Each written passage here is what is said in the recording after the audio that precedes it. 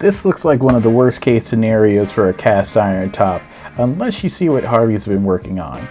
So, a little backstory. A couple of weeks ago, the Harvey team threw a party down in California for their latest product release. They invited out a bunch of local content creators, makers, things of that nature. The whole Harvey warehouse team was there, and they invited me, which was pretty awesome. So, I flew down to California. They fed us with some awesome barbecue. I got to meet and re-meet some of my maker friends who I hadn't seen, in a week or so. And I got to see myself on TV, but that's not why you're here. Why you're here is for this. This is the new Harvey nickel-coated table saw.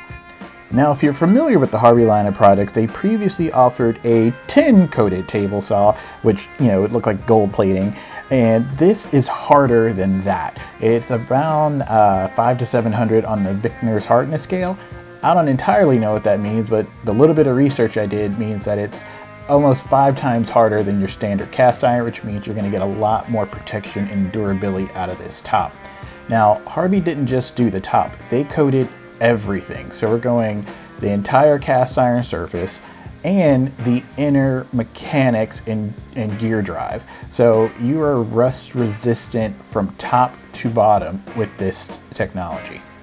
And to show real product testing, they had a setup comparing their new nickel coating to their original cast iron, where they took a rag, soaked it in water or salt water, and left it on the cast iron for 12 hours.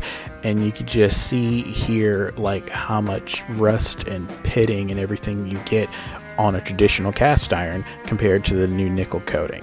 And hey, since you're already coating things in nickel, might as well do the bandsaw too.